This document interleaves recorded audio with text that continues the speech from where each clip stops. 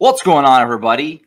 It's that time again. It's the Sooners Illustrated Podcast, episode 63 on this leap day, Thursday, February 29th, 2024. Josh Callaway, Collin Kennedy, final day of February. The calendar shifts to March. That means spring football. That means basketball postseason. That means baseball and softball getting ramped up more and more. Great time of year. Weather gets better. It's wonderful. It's all good things. We've got a loaded show on Thursday. Brent Venables yesterday did a podcast appearance, did a bunch of injury updates. We're going to break that down a little bit, including one tough blow. We'll break that down some more in just a second. Some recruiting stuff that we want to get into, of course, with Collin here. He's been out on the road, hitting different places. We're going to break that down. And then also the night that was for basketball last night. Huge win for Jenny B and the women's team. We'll break that down a little bit on the back end. But CK, let's first start with, like I said, Brent Venables. He went on the Oklahoma Breakdown podcast yesterday with Gabe Eichert and Teddy Lehman. And, you know, just that in and of itself is newsworthy because we haven't heard from Brent Venables since literally the Alamo Bowl. So we're talking 2 solid months. That game was December 28th. Today it's February 29th. 2 months and a day since the last time we've heard Brent Venables talk. I mean, in a public setting. And so he covered a lot of ground in that interview. I recommend everybody go listen to it. I'm sure almost every OU fan has or tuned in on YouTube or whatever. But I did want to get into some of the injury stuff because that was kind of the big newsworthy stuff that came out of what he had to say. Let's first start with Jacob Lacey. So Jacob Lacey, most fans know, last year going into the season dealt with some blood clotting issues. Kind of thought he wasn't going to be available last year, truthfully. I mean, I went through most of the summer last summer from what I was hearing that his season was in jeopardy. He ended up playing and having a pretty nice year. And now he was coming back, which was a big win for OU. The fact they got him and DeJoun Terry both back as their starting defensive tackles. But then it's kind of been kicking up again. He's having these issues again, and he might not be available for this season. Kind of this almost a replay of what we went through last summer. I did the defensive tackle temperature check status report with James on Tuesday, and I kind of glossed over Lacey because I didn't know for sure if he was going to be available or not. I didn't want to really get into it, so I kind of just went over it, and then sure enough, the next day, Brent Venables says that on the podcast. Jacob Lacey actually tweeted something out this morning confirming it. So he's not going to be around this season. He's having to medically retire. Collin, obviously, it just sucks. I mean, on a human level for Jacob, but then also for the team level, you're losing somebody who was probably going to be a starting defensive tackle for you this season. How do you kind of absorb all the news there with Jacob Lacey? It looks like his career looks like likely over. Yeah, I don't know that you can absorb it, right? It's a tough pill to swallow, and has nothing to do with being a fan or a media member or whatever. It's just like for the human being, it sucks. Like this guy has probably dedicated however many years of his life to this sport, this game, and to have it taken away, especially when he kind of beat the odds a year ago. Sure. I think it's a great point brought up by you. This was not the first time that this had been a thing, and he was able to debunk the scenario, and he had a really good year. I mean, he was a starting defensive tackle at a place like Oklahoma, consistently graded out as, if I remember correctly, one of the better run defenders and pass rushers on the interior for Oklahoma on PFF grades. And regardless, I think no matter how much stock you put in player grades or what have you, if you just watched an OU game, it didn't take long to realize Lacey was definitely one of the best defensive tackles they had in the room. And so for him, man, I hate to see it. I think we all hate to see it for him. I wish him nothing but the best. I've heard not only that he's a really good football player, but I've heard he's just a really good guy. I know a lot of people at Oklahoma really like that dude behind the scenes, and you just never want that for someone, especially someone like Lacey. Now, I'll say this. It was interesting too, like, hearing about this behind the scenes initially. There was a lot of different stuff that was going on. I even have a source hit me up and be like, look, I don't know, maybe he tries to transfer somewhere just to kind of be in a less stakes scenario considering where this thing is headed. Yeah. But Lacey kind of just, even dating back to last year, he kept sticking it out and going through it, trying to play this game and play it at a place like Oklahoma. And so, yeah, man, I hate it for him, but I have no doubt that he's going to land on his feet and succeed in whatever he chooses to do. If he decides to like be a coach or something, I would bet that he is incredible given the passion and the dedication he's put into this game. Now, on the team front, I know we can get into this a little bit more of a discussion. This now immediately places a spotlight on your defensive tackles. Now, it's nothing new. I'm not breaking any news here and saying OU defensive tackles are facing a lot of pressure. But going into the SEC, like you mentioned, Dejon Terry and Jacob Lacey were kind of supposed to be your safety blankets. They're known commodities. They're both very good football players. And from there, you're going to be able to sort through your rotation given the fact that you've had a couple of guys leave that room. And at the point of attack in the SEC, the first year of SEC ball, you got to be able to line it up, especially in the middle. And OU probably felt like for the first time in a long time, they could really line it up with anybody because of someone like Lacey. So tons of pressure now placed, not just on these defensive tackles for Oklahoma, but the new faces in that room, right? Yeah. You brought in David Stone with every intention of playing him. Well, you don't have any other choice. You know what I mean? And then Jaden Jackson, to me, becomes an even bigger asset. Like, we talk so much about them getting him late in that recruitment, swinging a defensive tackle who went from 3-star into well inside the top 247, and now he's probably going to be a key piece in the rotation. Fascinating to see what comes of this situation for OU's defensive tackles and who is prepared to step up, because it's big shoes to fill, Josh, as you well know. Yeah, for sure. I mean, the timing of this is funny for us because of, we just did, James and I, on Tuesday, the defensive tackle stats report. And I talked about on Tuesday's show, Grayson Halton being this X factor. And if he's an option as a rotational piece, probably elevated up from rotational piece now. There's I would say a decent chance he starts, right? I mean, next to Dejon Terry in week one. And certainly David Stone's going to be in that mix too, just because of what he is, and Jane Jackson as well, like you said. It's going to be interesting to see how it plays out. And Grayson Halton, his year 3 for him just became so much more important that he makes that leap in the SEC. A lot of eyes on that room, like you said. Not that there already wasn't for Todd Bates in year 3, but I mean, to lose a guy that, again, was going to be a starter for you almost certainly is a big blow that you weren't necessarily expecting, certainly a month ago or however long this dates back. So tough blow. And the last thing I'll say real quick as we transition to the next topic, I think what will fly under the radar the most as it relates to Jacob Lacey is just how much is going to be placed on the shoulders of Dejon Terry as he returns to the SEC. I mean, this is a SEC defensive tackle who transferred to Oklahoma, was a dominant run defender at points during last season, but now he's going to have to essentially be the guy in that room.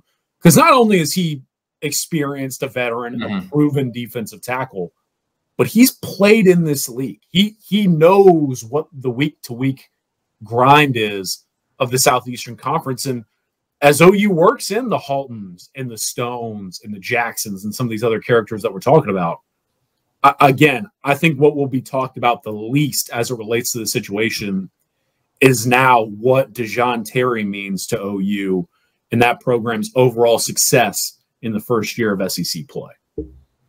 Yeah, you're already probably leaning on it, but now you really need Dejon Terry to step into basically be your Isaiah Coe next year, and like the guy in that room.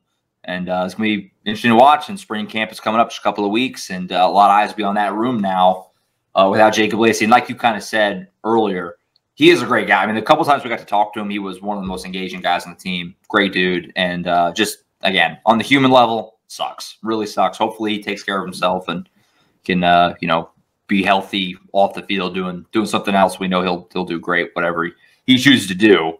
As far as other stuff that Brent Venables got into, there's a few other noteworthy injury things I wanted to make sure we brought up. Gentry Williams going to miss the spring. Got surgery on his labrum in his shoulder, which obviously the shoulder was bothering him all last year. Right now, the only thing that feels like he can hold Gentry Williams back is injuries. He's a great player. He's made the most of pretty much every single time he's been able to be out there.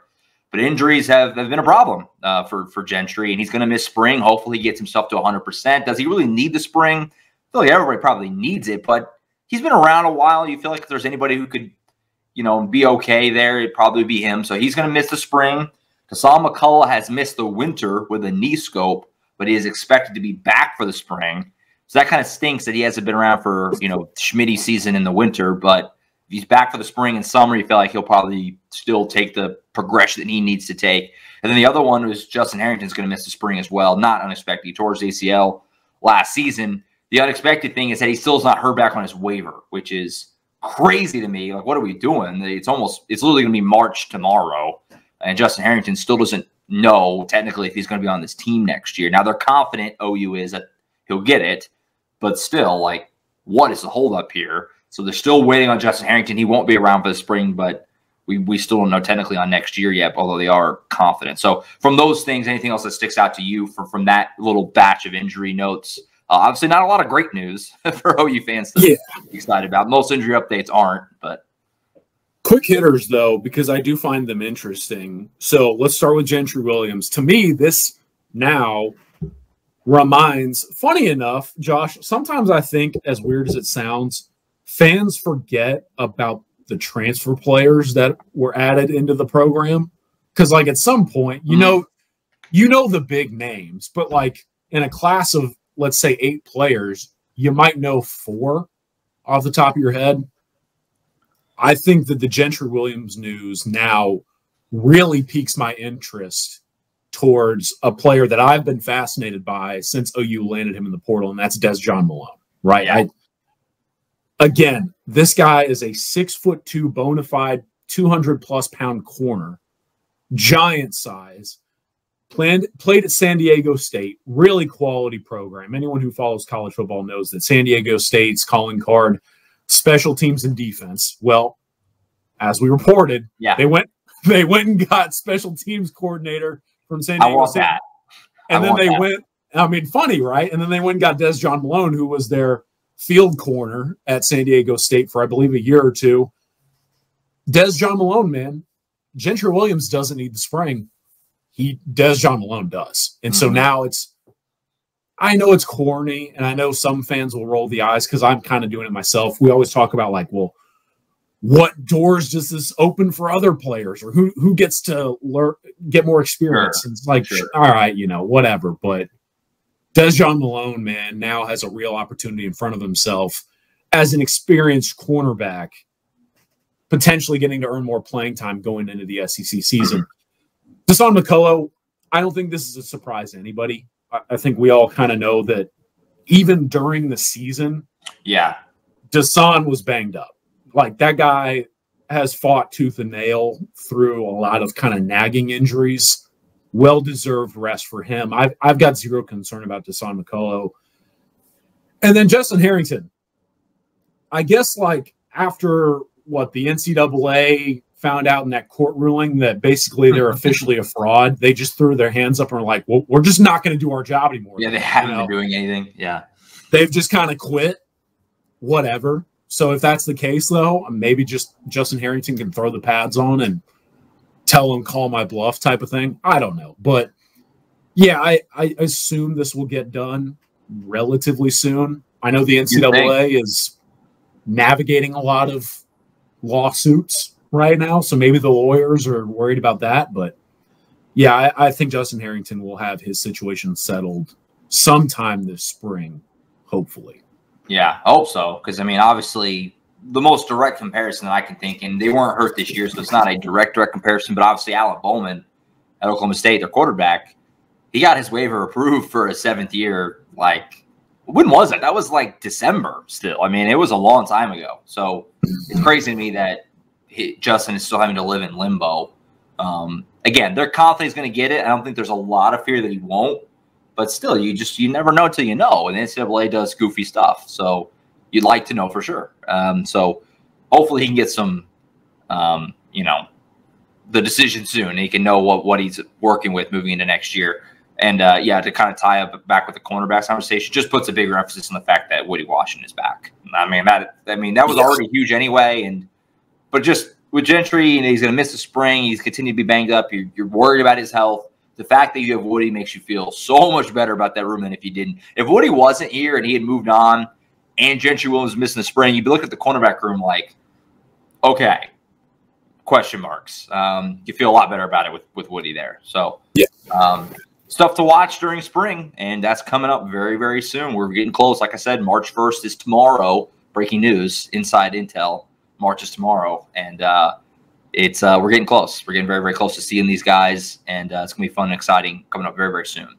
So shifting over to some recruiting stuff, we have our lead recruiting analyst, Collin Kennedy, here. He's been all over it lately. If you're a VIP subscriber to Oklahoma247sports.com, Sooners Illustrated, you've been treated to a lot of notes over the last, obviously ever since Collin took over, but especially in the last week or so. A lot's been flying. Let's start with an update on CJ Nixon, who you put in a pick for this week. We talked about CJ Nixon before. Weatherford Edge, I've actually had the pleasure of seeing him play both football and basketball over the last couple of years. Really talented player. He's our number 1 guy in Oklahoma in 2025, our guy. Number 5 edge in the class from 24/7 Sports in 2025, top 50 player. This is a big-time player. This is a stud. You feel good about where OU stands here. Dive into that a little bit as Oklahoma tries to land an in-state kid who is, again, a big-time player who has offers from basically everywhere. Yeah, one of 2 new crystal balls I put in over the past few days, and both picks that I made were probably a little bit overdue. CJ Nixon specifically, especially prior to the dead period when he visited Oklahoma for OU's junior day, right around then was when I really started to feel like Oklahoma was going to be able to get this thing done. Now, OU's been in a solid spot, but as I kind of noted in the Crystal Ball article, Nixon is also someone who's just very quiet, kept to himself. He's not out there much.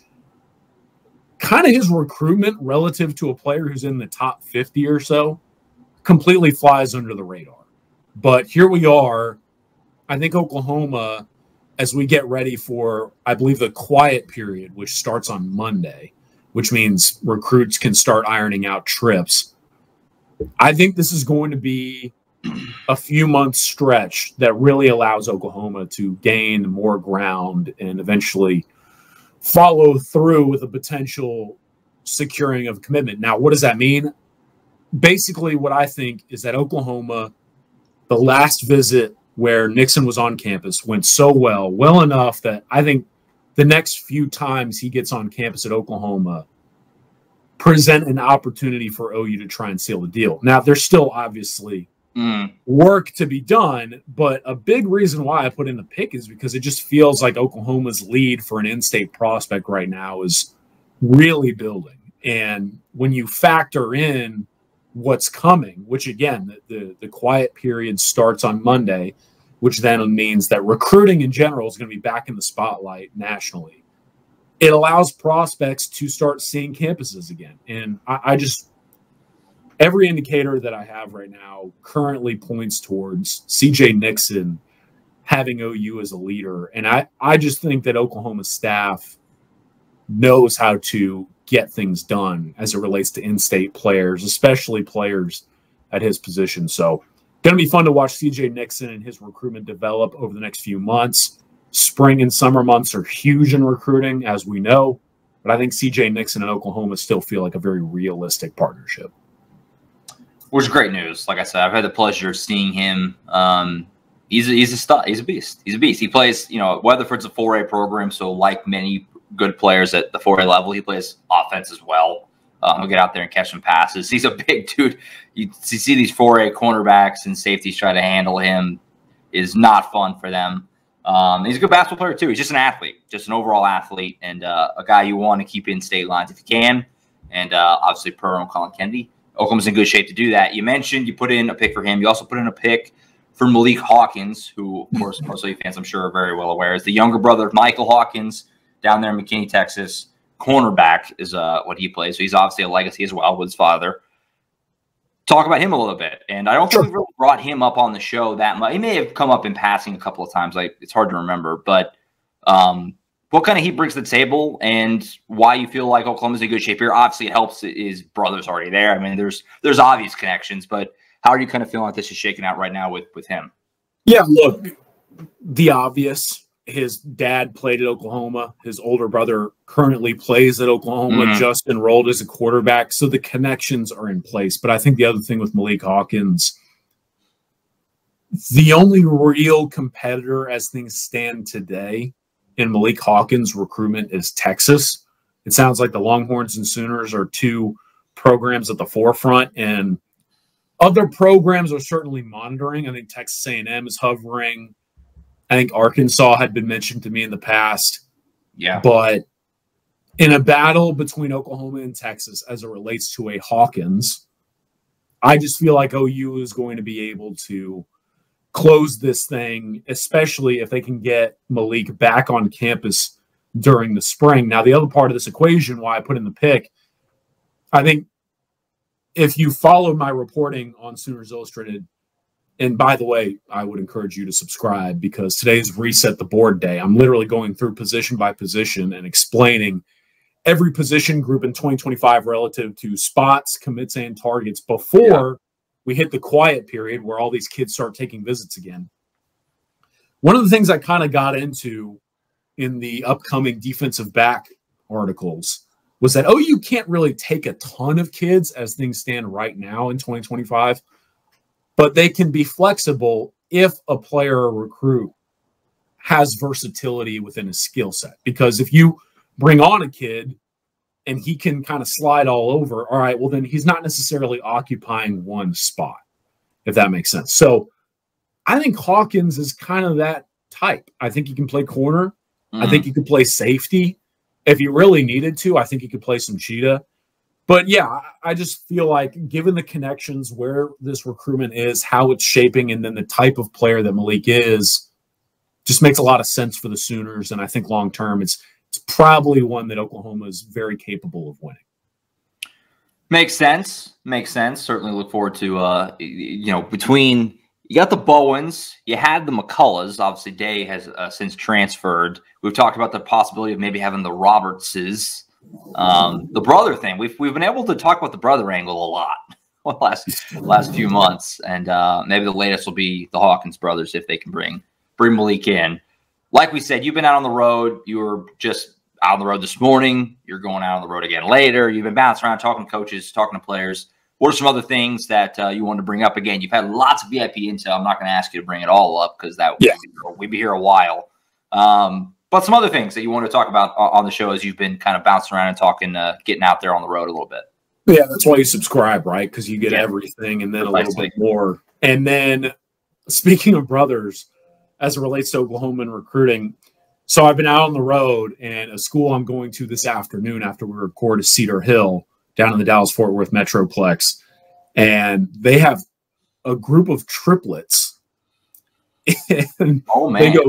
They go 6'5", 340, 6'5", 320, and I believe 6'1", 290. The Coleman. Oh my gosh! So the Jordan and Devin Coleman, I believe, are the two big 6'5"ers that are over 300 pounds. They're identical twins. Their third brother is not an identical, but Jordan and Devin Coleman are. Mm-hmm. Oklahoma offered both of them. So the brother thing's playing back into effect. More brothers.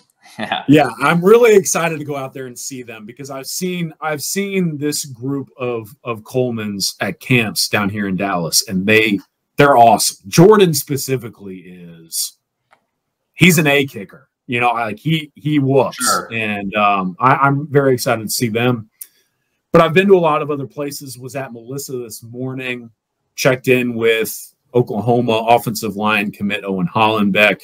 He's obviously the center take for the Sooners in 2025. Great guy. Like I've known Owen for a long time. It was cool seeing him.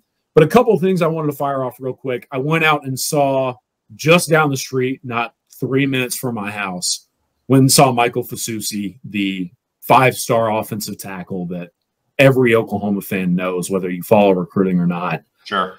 Because he's that big of a name. Michael's awesome. I'm pulling for him hard. He's one of those kids that you get to know and you're just like, man, I really hope it works out for him. And it will. I mean, he's 6'5", 305 pounds. And dunking dodgeballs in his free time. It's just hilarious to watch him. If you haven't seen the dodgeball video that I put out, Michael Fasusi is throwing dodgeballs like Derek Jeter at 305 pounds. And I tweeted it, and I kid you not, I had some coaches at the high school and college level text me the video and be like, this is insane. they were obsessed. Anyways, Michael getting ready to take a ton of visits once things open back up on Monday. And Josh, I think this one's going to be a battle, man, because we know Oklahoma's positioned itself very well in this recruitment, as has Texas. I think that the Longhorns and the Sooners are right up at the top, and I think Texas might be taking a little bit of a lead going into the spring visit period. He will visit both. And then one thing that has come to my attention and why I wanted to bring this up, as it relates to Michael Fasusi, Lamont Rogers, who's another offensive tackle down here in DFW. I'm going to go see him probably Monday or Wednesday next week. Missouri is starting to come on strong in the Dallas-Fort Worth Metroplex, folks. And, I know Oklahoma fans aren't going to want to hear that. It's my job as an objective media member to report this. Missouri has started to apply a ton of pressure on offensive linemen down in the Dallas-Fort Worth Metroplex, and I believe in the South Central in general. And both Michael Fasusi and Lamont Rogers are starting to bring up Missouri on their own. So you've got the other names, right? Oregon is in there. I believe Fasusi is going to visit LSU, A&M. I believe the same can be said for Lamont Rogers as well. But Fasusi specifically, it still always kind of felt like a Red River battle between Oklahoma and Texas for the elite offensive tackle at Louisville.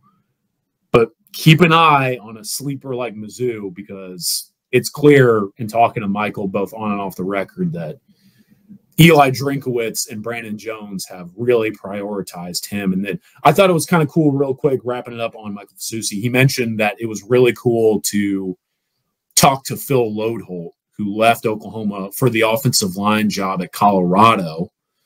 And people forget Phil Lodeholt was going to go with Jeff Lebby to Mississippi State and then actually found his way to the on-field offensive line coach of Colorado. And now Phil Lodeholt, I believe, has helped Colorado iron out a visit for Fasusi, which is big for them. So going to be a big recruitment, obviously, but I think these next few months are massive. And he did give us an update on his timeline. So if you're a subscriber, you know what the deal is.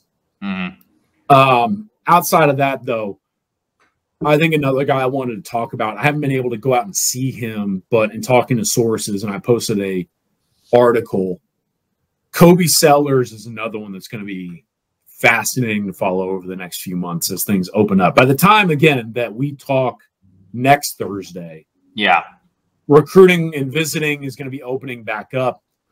By the way, I've posted a couple of official visitors that have already secured their trips to OU on the board. But Kobe Sellers, to me, is one that once things open up on Monday, I think some fans of Oklahoma maybe thought that because a lot of picks flew in, including one for myself, that OU was the runaway favorite.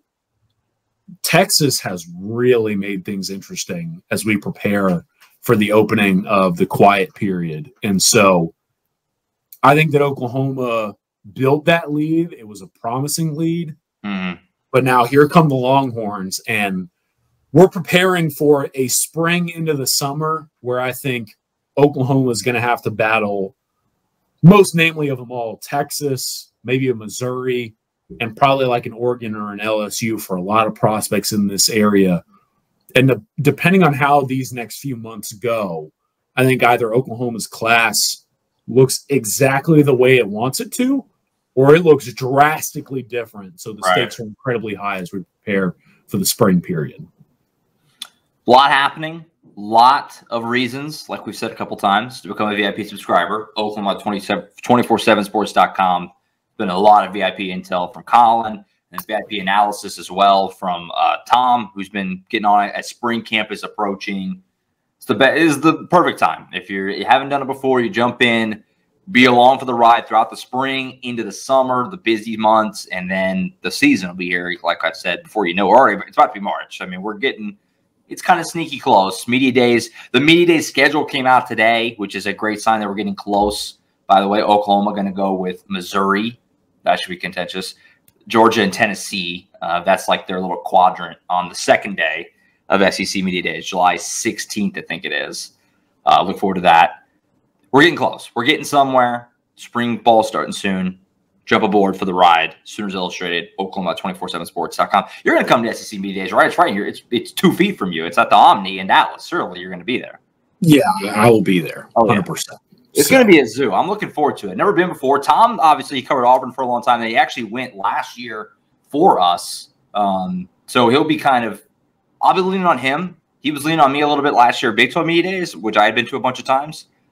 Now he gets to return the favor, and I get to lean on him because it's a whole new world. And I don't know. It can be a little intimidating, I think, at first. But we'll figure it out. It'll be all right. I was hoping it would be back in Nashville, but now that it's down the street, I'm like, okay. Like, it was really nice if I weren't there. So. Yeah, it was really nice of Greg Sankey to make it real nice and convenient for us and put it right in Dallas. That was nice of them to do that. So look forward to that. It's like all those OU and Texas media members are going to be so overwhelmed. We might as well put it in the backyard for them. One less variable for them to deal with. Right. And then Big 12 Media Days moved to Vegas, which is insanity. I hate that. I hate that. I don't even know how that. Yeah. Objectively terrible decision, but neither here nor there. That's I don't know how I would handle that, and I don't have to because we're not going anymore. So looking forward to that. So good times ahead. Football ramping up more and more and more. Do make sure we get into some hoops on the back end of the show here. We'll rip the Band-Aid off with the men's game, then we'll talk about the fun stuff with the women's game to end. The men's game was gross. I mean, they lost Iowa State last night, 58-45 in Ames. Yes, you heard that correctly, 45. They couldn't score. I mean, it's just simply put, they couldn't score. Their defense was pretty good. They played with nice intensity. That's what kept them in it for a long time. This was still a 10-point game with like 5-ish minutes left, like kind of still in it, but not really because they couldn't score. Nobody broke double figures last night. Nobody. Rivaldo Suarez was the high man with 9. He went to the starting lineup last night too. They moved Ortega Owa to the bench, put Rivaldo Suarez into the starting 5. First lineup change of the entire season. Game 28, first time we had a different lineup. And you could just tell Porter Mose was just trying something because he knew it was going to be tough. I mean, without John Hughley in Ames, the way that team's been playing, because they beat Iowa State the first time way back on January 6th. They scored 71 points in Norman. But Iowa State's just a different team since then. I mean, that day Iowa State was unranked. OU was 11. And now last night OU was unranked. Iowa State was 8. It shows you how much the teams change and how things kind of fluctuate over the course of the season. The loss doesn't really do much for me, to be totally honest. That Bedlam win bought them cushion. They only need, in my opinion, probably one more win to lock this thing up. And maybe not even that, but I think one more win and you're in. That game last night doesn't hurt their resume in the slightest. You go lose on the road to a top 10 team, that's not going to hurt your net ranking. Nothing. Your resume gets impacted minimally. I mean, very, very slight, if anything. So it is what it is. The attention now obviously turns to Houston Saturday night, number 1, Kelvin Sampson's return. It's going to be crazy. I'm very excited to be there on Saturday night. But yeah, CK, I mean, you were kind of in agreement. I mean, you lose to a top 10 team on the road. It was ugly. I'm not going to say it wasn't ugly, but that was a loss that was extremely expected. We'll put it that way. Hilton Magic, right? Like you don't go into the Coliseum and beat Iowa State almost at all, and especially a team like you mentioned that skyrocketed into a top 10 position. Like I would say, if anything, you correct me if I'm wrong, just as a casual observer, it probably is a little disheartening that you make what's probably an overdue move and make the switch with Owe, and then all of a sudden, like you're still struggling to have someone score 10 points. Right. But the loss itself was an expected one. And moving forward, Houston's going to be brutal. Like that. Yeah. That's not getting any easier. The way they can just suffocate you. Right. But, sometimes in college basketball, losses are what they are. So Yeah. I'm excited though. Like I'm going to try and tune in for the Houston game. I watched a few minutes of the Iowa State game and turned it off immediately. I was like, I know how this is going to go. And it turns out I was right. But yeah, I mean, I think that the return of Kelvin is going to be really cool. And I love watching Houston basketball when I can. It's one of my favorite programs. When I'm actually sitting down and watching a college basketball game. And I'll tell you this too, people forget that when Porter got hired, some of the other names that were mentioned for the job before they pivoted and got Porter Moser out of the blue, Grant McCaslin and Kellen Sampson. Yeah, so right. The Sampsons coming to Oklahoma is quite the storyline. It'll be really fun to watch on Saturday. Yeah, I'm really forward to it. And Kelvin Sampson just earlier today had like his press conference before the game. We'll talk to Porter tomorrow, Friday, before the game on Saturday. And Kelvin said, straight up, it's not a normal game. And I appreciate the honesty because it's not. I mean, he was a coach here a long time. I mean, about 10 years, 11 years, I think. It's been 20 years since his tenure ended the way it did. Everybody knows. And it's going to be wild to have him come back in here. It's going to be a scene. And I'm very curious to see how OU handles it from do they play a video forum? Things I think they probably will. OU usually handles these things very well, and that's Joe Castiglione doing a great job with these types of things. And so it's gonna be crazy. And I don't think OU has no shot because it's at home, but they're gonna have to play probably their best game of the year. Houston is #1 for a reason. Their defense is insane. Jamal Shed is a beast, and they added LJ Cryer. I mean they're good. I mean it goes without saying they're really good. And not having John for a game like this just feels like a massive uphill battle, right? Yeah. So, and they're still hoping that Hughley can come back. Seems like asking a lot. He had knee surgery last week, but they've been saying they think he can maybe make it back. He was actually in Ames last night, like in uniform. Now he wasn't like there was no way he was going to play, but he was there. I don't know. We'll see. But yeah, it's you win this game on Saturday. That's the best win of the Porter Moser era by far, and even with that Alabama win last year, I think you'd have to say this would be the best win by far. And 100%. You're in the tournament. You're in the tournament. It's done. You're in the tournament. So we'll see what happens on Saturday. Should be a packed house and should be fun. Saturday night, 7 p.m. tip on Saturday. Looking forward to it. As for the women, what a game last night. James was there, so I kind of wish he was with us right now. But they beat Texas. Texas #3 coming in. They swept Texas. They beat them the first time, last month. They won the Big 12. If you didn't see the game or the end of the game, Lexi Keys hit a 3-pointer with like 5 seconds-ish left to take the lead and win the game. They won the Big 12 for the second straight year. They went back-to-back Big 12 champs. This is a team that lost to Southern in late December, who was, I think, 1-9 at the time. And as Jenny Bronchick said in her postgame yesterday, which is on our YouTube channel, James videoed it, she's great. Jenny Bronchick's awesome. And she said yesterday, a lot of people wrote this team off in December, and people say that all the time. You get like the Chiefs win the Super Bowl and be like, nobody believed in us. Georgia wins the Natty. Nobody. This is real. This was true. I mean, and I'm guilty of it. When they lost to Southern, this was going to be a rough year, and this is not going to go well. And they literally won the Big 12. Unbelievable. They probably are going to host NCAA tournament games because, again, in the women's tournament, if you're a top 4 seed, you host the first 2 rounds. I don't know how they couldn't be a top 4 seed. You won the Big 12. So, unbelievable game. JV McCollum, Lexi Keys, both with like iconic shots within a few days of each other, which is cool. I mean, what can you say? I mean, Jenny Bronchick is an absolute. I mean, give her all the money that you can. You got to keep her as long as you can because it's unbelievable what the job she's done. Unbelievable. Jenny from the block. I don't know if we have that nickname floating around there, but she is. She is. Look, it's hard to be the best head coach on OU's campus right now when Patty Gasso is hanging out. But Jenny, she might be up there considering what she's accomplished. People forget she took over for Sherry Cole, who was basically a legend by the time she stepped down.